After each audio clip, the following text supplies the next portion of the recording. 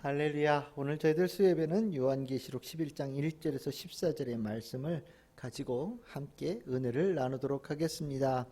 우리가 10장서부터 이제 6번째 나팔과 7번째 나팔 사이에 막간극의 내용을 하고 있습니다.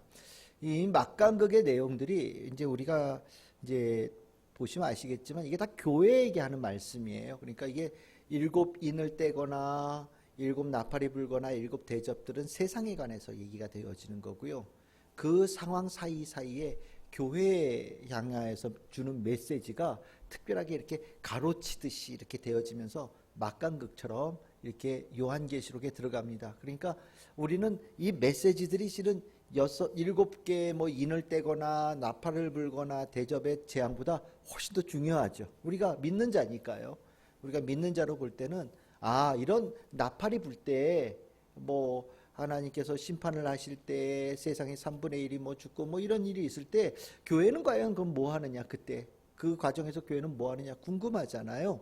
그것에 대해서 특별하게 가로를 이렇게 치고 요한계시록에서는 사도 요한에게 예수님께서 특별한 메시지를 주시면서 교인들에게 특별한 사명을 당부하는 내용이 이 막간극 안에 들어옵니다. 우리가 지난주에 10장에 여러분들 기억하시겠죠? 그 10장에 있었던 막간극의 내용은 그 두루마리 든 천사가 와서 기억나시죠? 두루마리 든 천사가 와서 뭐 그것에 안에 있는 내용 그 내용을 이렇게 전달해 주면서 뭐 이것을 실행해야 된다라는 얘기도 하고 뭐 7 우레가 이렇게 내릴 때 뭐 기록하지 말라는 얘기도 있었고, 그렇죠?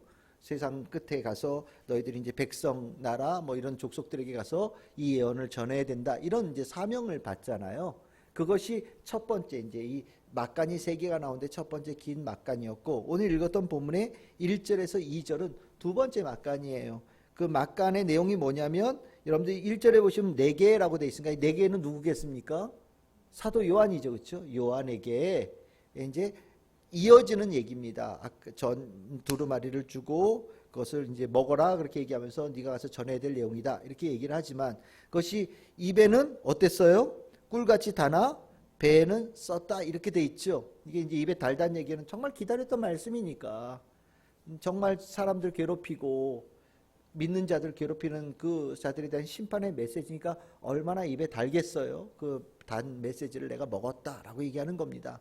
근데 이제 그 메시지가 전달되어질 때 또 하나의 중요한 내용을 주님께서 이제 요한에게 가르쳐 주신데, 그게 무엇이냐면 지팡이 같은 갈대를 주고, 이 지팡이 같은 갈대라고 하는 것은 성경에서 이게 자라고 표현해요. 뭐 맺자 하는 거 있잖아요. 이 장대를 하나 주셨다는 거예요. 측량하는 장대를 주시면서 그것으로 뭘 하냐면 측량하는 자다 이렇게 얘기합니다. 측량을 해라. 이제 측량하는 데가 두 군데가 나오는데, 1절에 보시면 하나님의 성전과 제단과 그 안에 경배하는 자들을 측량하고, 그리고 바깥마당은 측량하지 말고 그냥 두어라 이렇게 나오죠. 이게 이 바깥마당과 안이 구별되어진다는 얘기를 하는 겁니다. 그러니까 이 아까 10장에 주었던 그 입에는 달지만 배에는 쓴 그 메시지가 이 땅에 확 내려질 때 하나님께서 모든 자들에 대해서 심판이 아니라 하나님의 자녀들을 구별하신다는 내용을 이렇게 표현하고 있어요. 이 안에 1절에 나와 있는 것은 성전의 그 내전을 얘기하는 겁니다. 하나님의 백성들만 들어갈 수 있는 내전, 그 안쪽에 있는 영역을 얘기하는 거고, 2절에 나와 있는 성전 바깥마당은 이방인 사람들이 왔다 갔다 할 수 있는 성전 바깥마당을 얘기하는 거예요. 그래서 이제 세상이 둘로 나눠지는 거예요. 세상이 둘로 나눠져서 여기를 얘기하면 교회는 하나님께서 측량하셔서 이 교회 안에 있는 사람 하나님께서 보호하시겠다고 말씀하시고, 교회 바깥에 있는 자들에 대해서는 하나님께서 정확하게 심판을 내리시겠다, 심판의 메시지가 그들을 향해서 내려간다라는 것을 요한에게 가서 외쳐라 이 얘기를 하고 있는 겁니다. 우리가 이 내용이 많이 본 것 같죠? 우리 그 6월절 가다 보면 이렇게 문설주에 이렇게 피 발라가지고 죽음의 심이 이렇게 지나가는 내용이 나오잖아요. 그랑 똑같은 거예요. 우리가 이 교회에 하나님께서 하나님의 터 안에 들어와서 있는 자들에 대해서 우리가 이 안에 들어왔기 때문에 실은 교인들이 핍박을 받는 거였거든요. 교회 안에 들어와서 예배를 드리고 교회 안에 들어와서 하나님을 믿고 세상의 임금을 섬기지 않겠다는 이 결단 때문에 정말 많은 이들로부터 핍박을 받는 것이 이 성도들이었어요. 그런데 나중이 되어지면 이 핍박받는 곳이었던 곳이 보호받는 곳이 되어지고 구원받는 곳이 되어지는 거예요. 그러니까 우리가 이렇게 되어지고 나면 핍박받는 것이 이렇게 되면 나중에 되면 뭐가 되냐면 자랑이 되어지는 거고요. 내가 핍박받았다라는 이것이 부끄러운 일이 절대 되어지지 않는 거죠. 그 얘기를 하고 있는 거예요. 우리가 세상을 둘로 나눌 수 있어요. 우리가 노아 홍수에서도 보듯이 여러분들 구원받는 자는 딱 그 홍수에서도 그 방주 안에 있는 자만 딱 구원을 받은 거잖아요. 교회가 방주예요. 교회가 구원의 터예요. 그러니까 우리가 지금 이 속해 있고 예배를 드리고 있는 이 교회가 얼마나 귀한 곳인지를 우리는 정말 뼈저리게 알아야 돼요. 교회를 우습게 여기는 자 성도라고 얘기할 수 없죠. 교회가 우습게 여긴다면 이미 그 자에게는 예수 그리스도의 은혜가 머릿속에 없는 거예요. 마음속에 없는 거고 삶에 없는 거예요. 주님께서 우리에게 은혜를 주실 때 구원의 은총을 주시면서 굉장히 중요하게 주신 은총의 터가 이 교회의 터거든요. 이 교회를 통하여서 하나님께서 나에게 은혜도 주시고 위로도 주시고 격려도 주시고 또 마지막에 보면 하나님께서 특별하게 심판 가운데서도 보호하실 자를 특별하게 구별하시는 터로 삼으신다라고 하는 거. 중요한 환상에 나오는 내용이죠. 간단하지만 2절짜리지만 이 2절 안에서 우리는 참 많은 위로를 받게 되어져요. 그런데 이 심판의 내용을 하면서 여러분들 그 2절 제일 끝에 어떤 내용이 나옵니까? 42달 이렇게 나오죠. 그렇죠? 42달. 이 왜 42달이냐 하필이면? 그거 굉장히 궁금합니다. 여기에 이제 여러분들 3절에 보시면 그 며칠이 나옵니까? 1260일. 이 1260일을 한 달을 30일로 나누면 몇 달이 되겠습니까? 42달이에요. 42달. 그러니까 이게 같은 내용입니다. 42달, 1260일. 그러면 이 42달이라고 하는 1260일은 도대체 어디서 나온 거냐? 여러분들 제가 찾진 않겠지만 여러분 다니엘서 보시면 한때, 두때, 반때 이거 나오는 거 기억나시죠? 한때, 두때, 반때 그거와 연관되어져 있어요.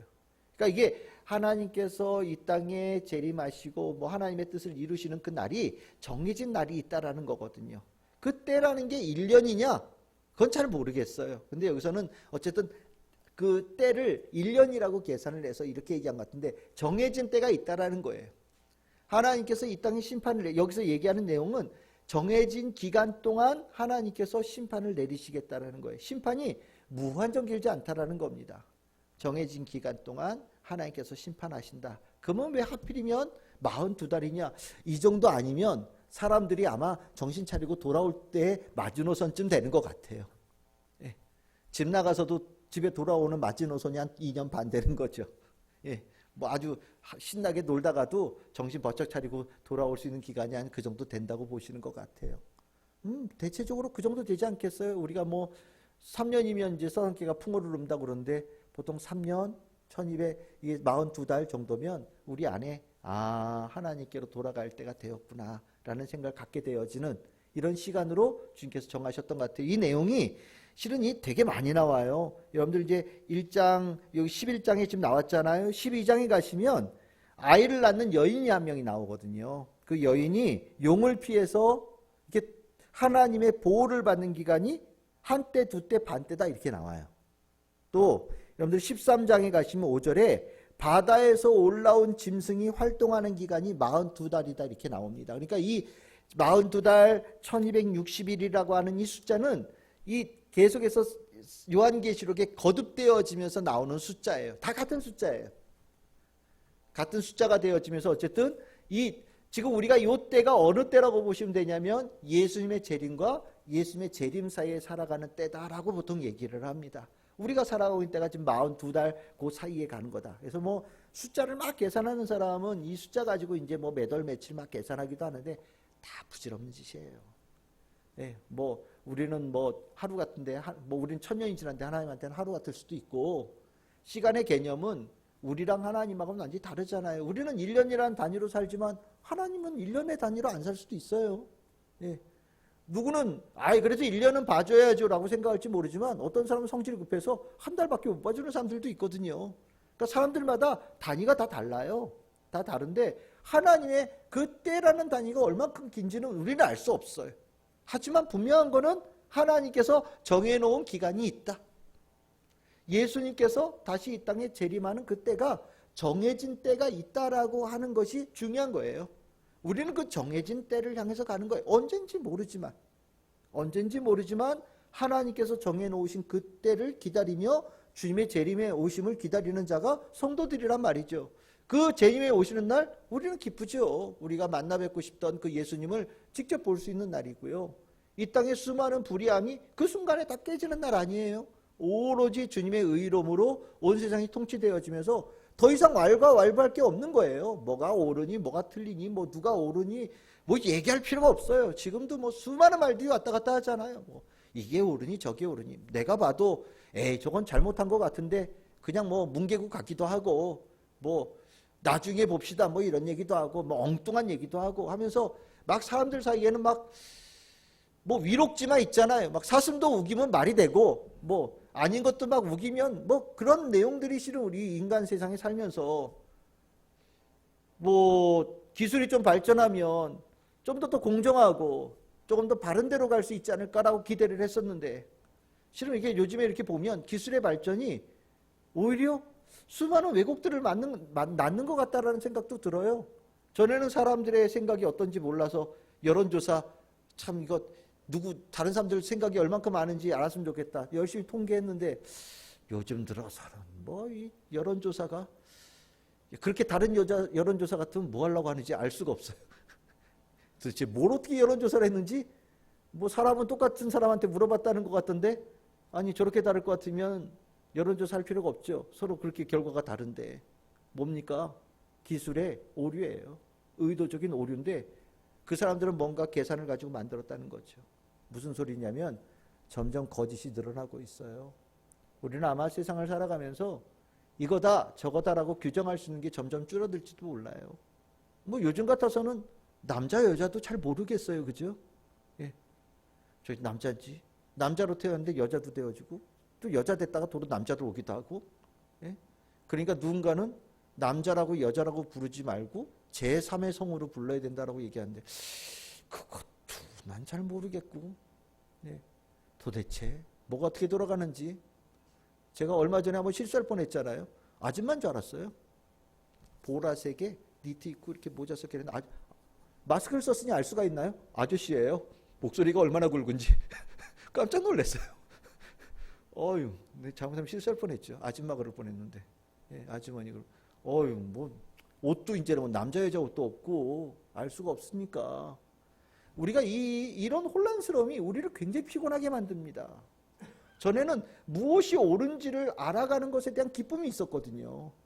그래서 우리는 배움의 기쁨이란 얘기를 했는데 요즘에는 배움의 기쁨이란 얘기하기가 참 쉽지 않아요. 내가 배운 게 옳은 건지 확신을 가질 수가 없어요. 내가 오늘 들은 뉴스가 진짜 옳은 뉴스인지 알 방법이 없거든요. 저는 솔직히 굉장히 좀 괴로워요. 힘들어요. 살기가. 그래서 요즘에는 성경이 제일 좋아요. 정말 성경이 좋아요. 틀린 말씀이 없잖아요. 제일 확실하잖아요. 한 글자를 외워도 가치가 있는 거예요. 근데 뉴스는 하루에 12시간 봐도 나중에 보고 나면 뭐가 옳은지 틀린 건지 구분이 안 가. 더 헷갈려. 야, 이건 뭐가 문제가 있는 거죠. 근데 그게 예수님 오시는 그날 끝난다. 우리는 그때가 언제인지 모르지만 예수님을 철석같이 믿으니까 네, 그날이 반드시 올 거라는 것을 알고 그날을 기다리는 거죠. 그리고 나면 우리 사이에 머릿속에 혼잡스럽게 했던 모든 것들에 대한 판결이 딱 나서 옳은 게 뭔지 틀린 게 뭔지 우리에게 알려주실 거 아니에요? 그게 믿음을 가지고 살아가는 기간이 돼야 된다는 거예요. 그 기간 동안 성전 바깥에서 다른 사람들하고 이렇게 같이 이렇게 올려다니면 하나님께서 이렇게 심판하실 때 그 같이 휩쓸려 가는 거예요. 여러분들 놀더라도 집에 꼭 들어가시고 살더라도 교회 안에 꼭 머무시기 바랍니다. 정말이에요. 교회 바깥에 구원이 있느냐? 뭐 제대로 믿지 않는 사람은 왜 교회 안에만 구원이 있냐고 끝까지 우기는 사람들이 있을지 모르지만 확실해요. 나오잖아요. 측량하신대잖아요. 어디 측량해요? 교회 안에 측량한대잖아요. 내가 한 얘기가 아니에요. 하나님께서 하신 말씀이에요. 그러니까 여러분들 인생 살면서 아무리 세상이 재밌어도요, 나중에 저 정신 차리고 집에 돌아가듯이 교회로 꼭 가셔야 됩니다. 아셨죠? 교회 가야 된다는 얘기는 여러분들 꼭 알아셔야 돼요.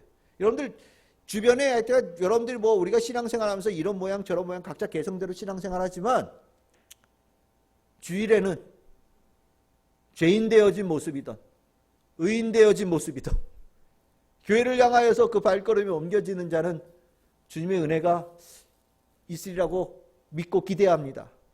여러분들도 그 기대감과 믿음을 가지고 사실 수 있는 성도들이 됐으면 좋겠어요. 첫 번째, 두 번째 절의 내용이 그 내용이에요. 그럼 3절서부터 저 뒤에까지는 하나의 내용인데 여기 이제 두 증인이 나오죠. 이 두 증인이 누구냐? 이 두 증인은 여러분들 4절에 보시면 두 감람나무와 두 촛대다 이렇게 돼 있잖아요. 그러니까 이 두 촛대, 여러분들 우리 촛대 사이로 거니시는 예수님 나올 때 그 촛대가 뭐라고 그랬습니까? 교회라고 그랬죠. 교회. 그러니까 이게 우리가 두 증인을 교회라고 보통 표현해요. 그럼 왜 두 증인이냐? 왜 두 교회냐? 여러분들 증인은 몇 명이 돼야 됩니까? 두세 증인이 돼야 되는 거예요. 예수님께서 전도여행 보낼 때 몇 명씩 보내셨어요? 둘씩 짝지어 보냈죠. 혼자 가면 신빙성이 없다고 생각을 해서 꼭 둘씩 보내는 거예요. 그래서 내가 예수님의 말씀을 들었어요. 옆에서 같이 저가 증인입니다 라고 얘기해 줄 수 있는 두 사람이 가야 법적인 효력이 있다는 거거든요. 그래서 여기에 갈 때도 두 증인은 예수 그리스도의 복음을 전하는 교회를 얘기해요. 그러니까 지난때 말씀드렸듯이 천사로부터 작은 두루마리, 그게 사도 요한에게 전달되어졌잖아요. 그 사도 요한에게 전달되어진 그 사명이 누구에게 전달된다는 거예요? 교회로 전달된다는 거예요. 그러니까 사도 요한은 얼마 있다 죽겠죠. 그렇죠? 42달 동안 예수님의 초림과 재림 사이 이 사도 요한 내내 살 수 없잖아요. 그러니까 사도 요한은 이렇다라는 걸 전하고 난 다음에 그 사명을 누가 이어갔느냐? 이 땅에 교회들이 이끌어 간다는 거예요. 교회들이 그 사도 요한이 받았던 사명을 가지고 이제 세상을 향해서 복음을 전하는 사명을 갖는다. 두 증인. 그래서 거기 보면 권세를 주겠다. 굵은 베옷을 입었다. 여러분들 굵은 베옷은 뭐 언제 입습니까? 뭐 가는 베옷, 세마포는 좋을 때 입지만 굵은 베옷은 좋을 때 안 입어요. 그렇죠? 보통 회개할 때 입고 일 거죠. 그러니까 굵은 베옷을 입고 우리가 세상을 향해서 슬퍼하죠. 네. 왜냐하면 죽어가니까.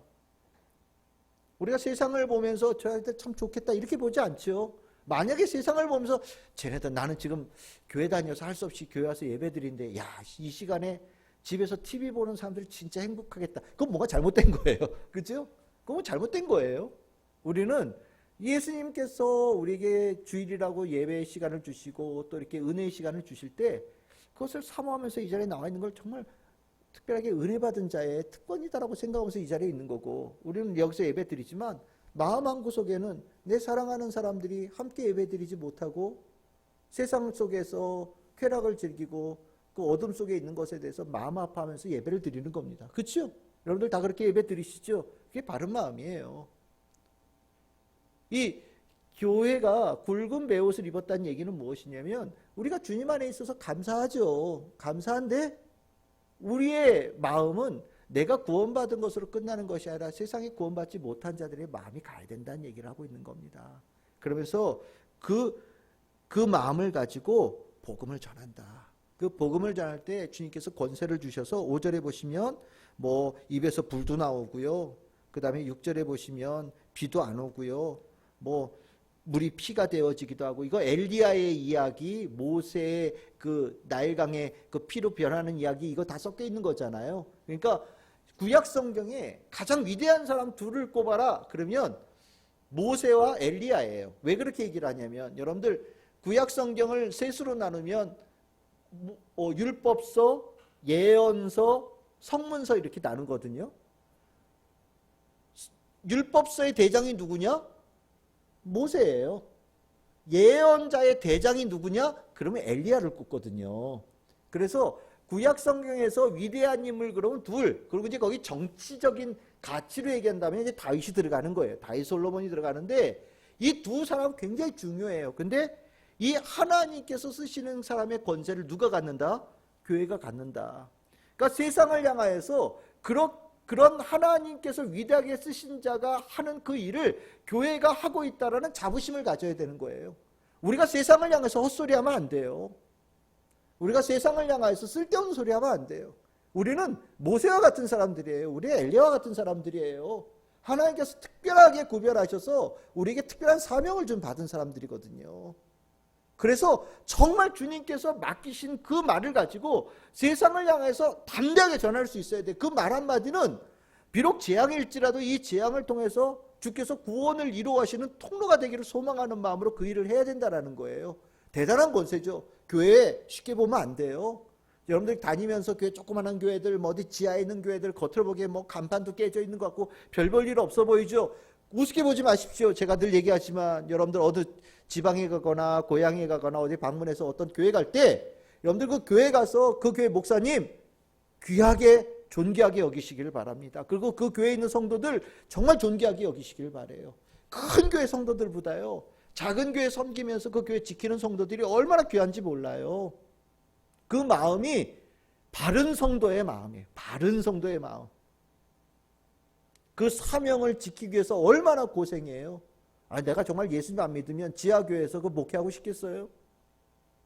냄새나는 데서 평생 무릎 꿇고 기도하면서 목회하고 싶겠어요? 요즘 같은 뭐라고 그래? 차라리 어디 가서 아르바이트 하는 게 낫죠. 근데 왜 지하에서 냄새나는 데서 무릎 꿇고 기도하고 한 사람 얼마 안 되는 성도 막 보살피면서 합니까? 사명이 있으니까. 하나님의 사람에 마땅히 주어진 사명이 있으니까 하는 거거든요. 그러니까 여러분들 그분들 정말 존귀하게 여겨야 되고 교회 하나 정말 소중하게 여겨야 돼요. 아유 교회 너무 많아 이런 소리 하지 마세요. 교회 많은 거는 주님께서 알아서 할 일이에요. 있는 교회는 다 소중해요. 주님께서 필요하니까 세워주신 거예요. 그 교회 하나하나가 다 맡은 사명이 있어요. 그런 능력이 있다라는 거예요. 그런데 여러분들 7절에서부터 변화가 일어나죠. 어떤 날짜가 끝마칠 때 그들이 증언을 다 했더니 무적행으로부터 올라오는 짐승이 있다라고 얘기합니다. 그리고 그 전쟁을 일으켜서 그들을 이기고 그들을 죽인다. 교회를 핍박하고 교회를 무너뜨린다는 거예요. 여러분들 이 무적행으로부터 올라오는 짐승이 누구냐? 굉장히 궁금하죠. 그렇죠? 걱정하지 마세요. 요한계시록에는 여러분들이 궁금한 웬만한 거는 다 해결해 줍니다. 13장과 17절에 이 무적행으로부터 올라오는 짐승이 어떤 건지 잘 나중에 얘기해 주고 있으니까 걱정하지 마세요. 궁금한 건 나중에 나옵니다. 어쨌든 복음을 열심히 전하고 끝나고 나면 교회에 대한 핍박이 이어진다라는 거예요. 이어질지도 모른다? 아니에요. 교회에 대한 핍박이 있다. 그러니까 아까 1절에 이게 중요한 거예요. 핍박을 당해도 어디 있으라고요? 교회 안에 머물러 있는 자들은 구원함을 받는다라는 거예요. 그러니까 1절에 나와 있는 그 측량한다는 이 내용이 쉬운 내용이 아니에요. 복음을 다 전하고 난 다음에 때가 되어지고 나면 이제 교회가 막 무너지는 것처럼 느껴질 때가 온다라는 거예요. 그래도 무너지는 교회 터 안에서 무너져서 죽어라 이 얘기예요. 참 무서운 얘기입니다. 교회 안에 들어가 이제 다 죽일 거야 라고 얘기할 때 교회 안에서 죽기를 선택하는 자가 되라고 얘기하는 거예요. 할 수 있을지 모르겠어요. 여러분들 다 하시리라고 믿습니다. 이게 믿음이거든요. 교회가 정말 죽었어요. 아유 안 죽으면 좋겠는데 정말 죽었어요. 누구처럼요? 예수님처럼. 예수님이 갑자기 십자가에서 슈퍼맨처럼 휙 날아가면 얼마나 멋있었겠어요. 근데 예수님께서 정말 맥없이 돌아가셨거든요. 그러니까 그 예수의 복음에 덜덜 떨고 예수 복음에 근심했던 자들이 딱 죽는 순간에 만세 한 거예요. 죽기 전까지 뭔 일을 할까봐 막 두려웠거든요. 그 권세에 있다라는 걸, 영적인 권세가 있다는 걸 누구든지 다 알았단 말이에요. 그런데 십자가에 매달아 놨어요. 근데 갑자기 저기서 십자가에서 갑자기 휙 날아간다든지 갑자기 막판에 눈이 막 번쩍하더니 막 빛이 난다든지 막 이러면 어떡해요? 아마 거기 예수님 매달고 아마 그 밑에 있는 사람들 아마 다 전전긍긍했을 거예요. 돌아가실 때까지. 근데 정말 예수님께서 딱 고개가 딱 떨어지는 순간 아마 거기 있는 사람들 만세 했을 거예요. 야 진짜 이겼다. 그리고 나서 어떻게 하냐? 자기네들이 이겼다라는 걸 증거를 보이기 위해서 거기 뭐라고 그래요? 매장도 못하게 하고 3일반을 두었다 이렇게 얘기합니다. 그런데 뒤에 보시면 나오죠. 3일반 후에 11절에 보십시오. 하나님께로부터 생기가 들어간다. 누구에게요? 교회 안에서 죽은 자들에게. 하나님으로부터 생기가 돼. 여러분들 에스겔서에 나오시죠? 그렇죠? 네? 생기가 와서 뼈가 연결되어지고 뭐 이렇게 되어지는 내용, 그 내용이에요. 그 속에 들어가서 발로 일어서니 구경하는 자들이, 야 이게 죽었을 때 만세했고요, 3일 반 동안 그걸 두면서 얼마나 즐거워요. 야 교회 무너졌어. 저 세상에서 정말 내가 교회 무너뜨렸다. 아무도 못하는 거 내가 했다. 교회 무너뜨리면요, 안 믿는 사람들은 얼마나 좋아하는지 몰라요. 제가 솔직하게 얘기하면 진짜 얼마 전에 이 교회를 향하여서 그 까불었던 수많은 목소리들, 저는 개인적으로는 참 목사라서 내가 얘기를 못하겠는데 정말 무서운 줄 알아야 돼요. 교회에 막 핍박하고, 요번에도 그 얘기하더라고요. 누가 오미크론 얘기 나오니까 누가 댓글에다 그 얘기를 적어놨어요. 오미크론 우리나라에 처음 전파했던 그 목사 손해배상 청구해라. 참, 신났었죠. 한때 교회견이라고. 내가 교회 함부로 하는 힘 있는 권세 있다라고 그걸 자랑하고 싶어가지고요. 하여튼 조금이라도 행정력이라도 좀 있고 뭔가 입만 열어서 좀 할 수 있는 사람들은 다 교회 입에 올려가지고, 나도 거기에 한번 숟가락 올려가지고 얼마나 힘 있는 사람인지 내가 표현하고 싶어가지고 난다를 지겼죠. 글쎄요. 우리 나중에 두고 봅시다. 내가 할 일은 아니에요. 주님께서 알아서 처리하실 것 같아요. 교회가 무너질 때 자기네들이 완전히 승리한 것 같죠? 아니잖아요. 일어나잖아요. 일어나는 모습을 보면서 크게 두려워한다라고 얘기하고요. 12절에 보시면 하늘로부터 큰 성소에서 이리 올라와라. 완전히 주님께로부터 초청장을 제대로 받은 거예요. 올라왔더니 구름을 타고 쭉 올라가는데 다 지켜봤다. 여러분들 이거 뭐 구름 타고 올라간 존재들, 죽지 않고 올라간 존재들 성경에 몇몇 있잖아요. 그렇죠? 엘리야도 그렇고 뭐 에녹도 그렇고 뭐 나오는데, 어쨌든 이런 자들처럼 다른 사람들이 아니에요. 우리 성경에 위해서 야 죽지 않고 뭐 마차 타고 올라가고 막 내용 보면 우와 이렇게 보는데, 우아하실 필요 없어요. 여러분들도 그 마차 타고 다 올라가실 거예요. 네. 이게 이만큼 교회 안에서 박해 동안에 교회 안에서 믿음을 지키면서 살아갔던 자를 예수님께서 얼마나 귀하게 여기신지를 요한계시록에서 어마어마하게 적어주고 있는 거예요. 여러분들 죽지 않고 마차 타고 하늘 올라갔다고 기록되어져 있는 얘기가 성경에 몇 군데나 있어요? 없잖아요, 거의. 근데 마지막 때 믿음 지키면서 박해당하면서 교회 안에서 죽은 자들 그 영광을 받게 될 것이다라고 얘기합니다. 참 이게 교회의 승리죠.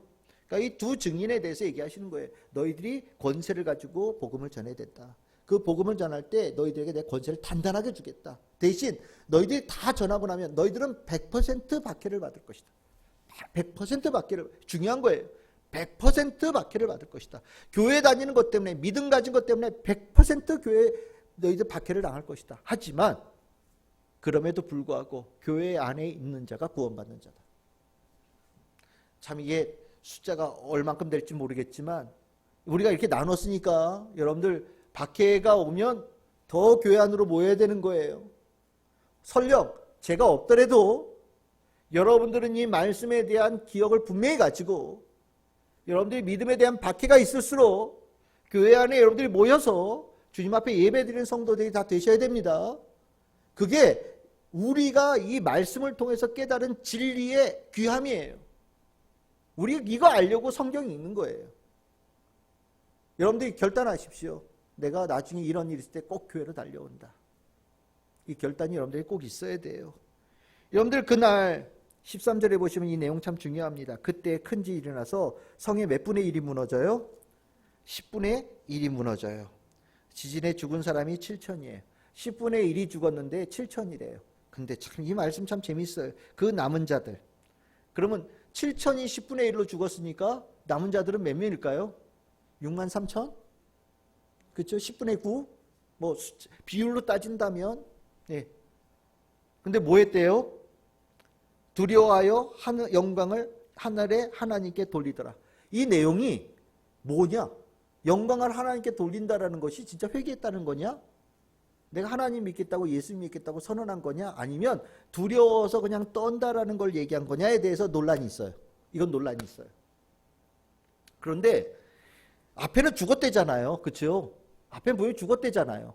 그러니까 10분의 1이 무너져 7천이 죽었대니까 어쨌든 교회가 나중에 승리하고 부활되어지는 모습 속에서 수많은 자들이 하나님을 인정하고 하나님께로 돌아오는 자들이 적어도 10분의 9는 된다라는 얘기를 하고 있는 것 같고 저는 들었으면 좋겠어요. 개인적으로는.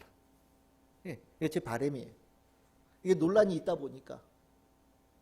저는 개인적으로 교회가 이러면 증인으로서 복음을 전하고 박해를 당하는 이 과정에 가치가 있냐? 가치가 있냐?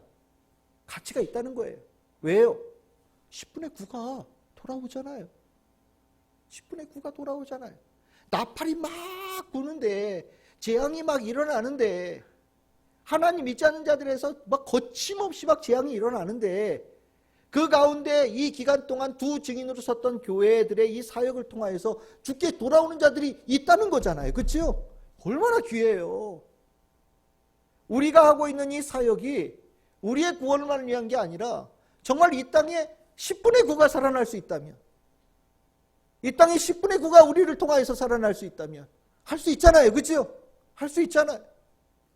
하겠습니다라고 얘기하는 게 크리스찬이라는 거예요. 내가 박해를 당하더라도 이 땅에 10분의 9를 살리기 위해서 내가 이 길을 가겠다라고 하는 게 크리스찬이라는 거예요. 싫어. 나 죽는 거 싫어. 나 박해 당하는 거 싫어. 나머지 10분의 9가 살든 말든 나 상관없어. 라고 얘기한다면 성도라고 얘기할 수 없죠. 왜? 예수 그리스도의 구원의 은혜를 모르는 사람들인데.